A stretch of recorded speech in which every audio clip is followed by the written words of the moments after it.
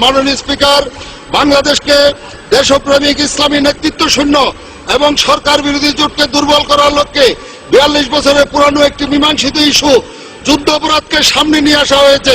জাতীয় ও আন্তর্জাতিক মহলের সব ধরনের আপত্তি ও মূল্যায়নকে বৃদ্ধাঙ্গুলি দেখিয়ে একতরফাভাবে তথাকথিত মানবতা বিরোধী অপরাধের বিচারের নামে এদেশের অন্যতম শ্রেষ্ঠ আলেম, বিশ্ববরেণ্য মুফাসসির কোরআন আল্লামা দেলোয়ার হোসেন সাঈদী, মাওলানা মতিউর রহমান আজহাবী সহ শীর্ষ জমান নেতৃবৃন্দকে জুডিশিয়াল কিলিং করার চক্রান্ত চলছে।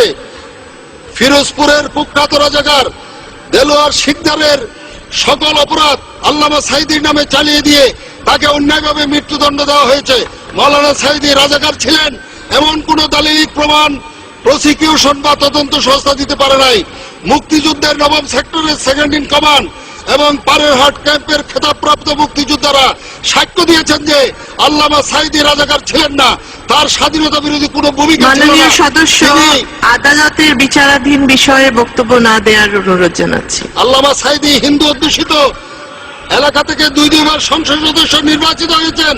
অতীত এইসব অপরাধের কথা তার এলাকার কোন ভোটাররা 42 বছরও কি জানতে পারেনি। মাননীয় স্পিকার, একইভাবে মিরপুরের কুখ্যাত বিহারী কসাই কাদেরের মানবতা বিরোধী কর্মকাণ্ড জননেতা কাদের মোল্লার নামে চালিয়ে দিয়ে তাকে সাজা দেওয়া হয়েছে। জামাতের amnesty assistant secretary general Mohammad Kamruzzaman 1971 সালে এসএসসির ছাত্র ছিলেন, অথচ হাস্যকর ভাবে বলা হচ্ছে তিনি নাকি গণহত্যা, অগ্নিসংযোগ আর ধর্ষণের মতো অপরাধ করেছেন। এরকম ছাত্র বয়সে জনগণ একটু শুনেন কাজে আসবে। জনগণ এই সকল রায় এবং বিচারের নামে প্রশাসনকে দৃঢ়ভাবে প্রত্যাখ্যান করছে।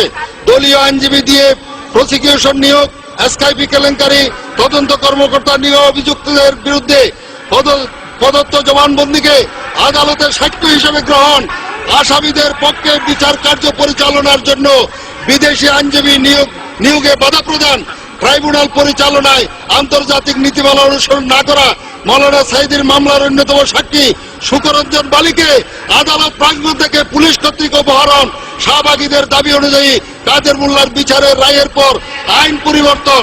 মাননীয় সদস্য, আদালতের বিচারাধীন বিষয়ে উল্লেখ না করার জন্য আপনাকে অনুরোধ জানাচ্ছি। মাননীয় প্রধানমন্ত্রী কর্তৃক সমাবেশের দাবি বিবেচনায় নিয়ে বিচারপতিগণ রায় দিবেন। ট্রাইব্যুনালে বিচারকদের উদ্দেশ্যে এমন আহ্বান। এই সকল কিছু দেশে বিদেশে এই বিচার প্রক্রিয়াকে প্রশ্নবিদ্ধ ও অগ্রহণযোগ্য করেছে। মাননীয় স্পিকার, এরপরও কি বলতে হবে এই বিচার স্বচ্ছ, নিরপেক্ষ ও আন্তর্জাতিক মানের হচ্ছে? এই বিচার কি রাজনৈতিক উদ্দেশ্য প্রণীত নয়? মাননীয় স্পিকার, আজ সময় এসেছে মহান মুক্তিযুদ্ধের চেতনাকে প্রতিপক্ষ রাজনৈতিক শক্তিকে দমনের হাতিয়ারে পরিণত করার যে ঘৃণ্য খেলা শুরু হয়েছে তার বিরুদ্ধে ঐক্যবদ্ধভাবে প্রতিবাদ করার। অনতিবিলম্বে প্রশ্নবিদ্ধ ও রাজনৈতিক উদ্দেশ্যে প্রণোদিত এই ট্রাইব্যুনাল বাতিল করুন। প্রতিহিংসার রাজনীতি থেকে সরে এসে সম্পূর্ণ নিরপরাধ জামাত নেতাদের মুক্তি দিন এবং জাতিসংঘের তত্ত্বাবধানে, মাননীয় স্পিকার, জাতিসংঘের তত্ত্বাবধানে আন্তর্জাতিক অপরাধ ট্রাইব্যুনাল গঠন করে প্রকৃত যুদ্ধ অপরাধীদের বিচার নিশ্চিত করুন। এটাই আমরা দাবি করছি। মাননীয় স্পিকার, এই সরকারের মধ্যে এক ধরনের ইসলাম ফোবিয়া কাজ করছে।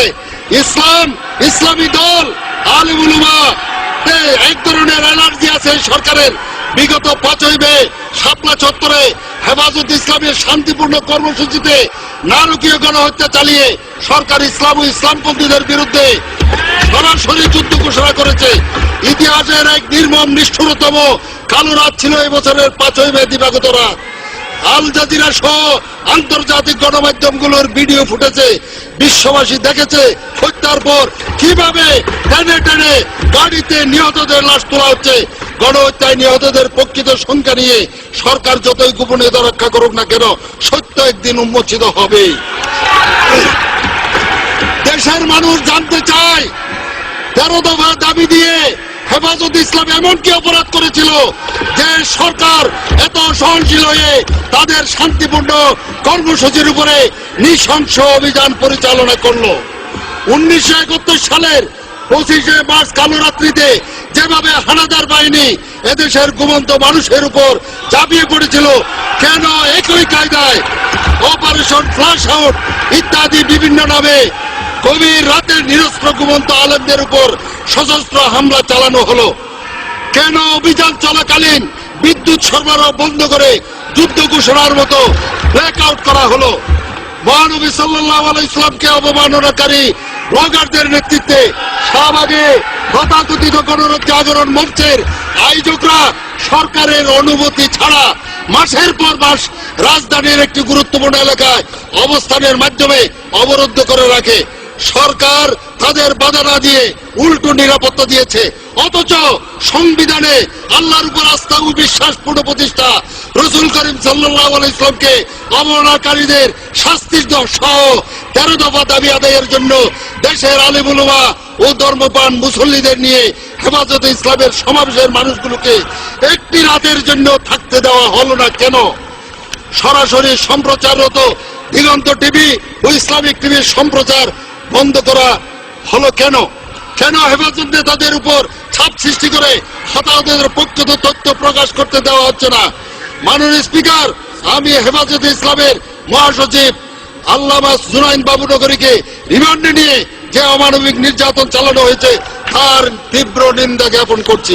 মাননীয় স্পিকার, আগামী জাতীয় নির্বাচন নিয়ে জনমনে অনিশ্চয়তা ও অজানা আশঙ্কা দেখা দিয়েছে।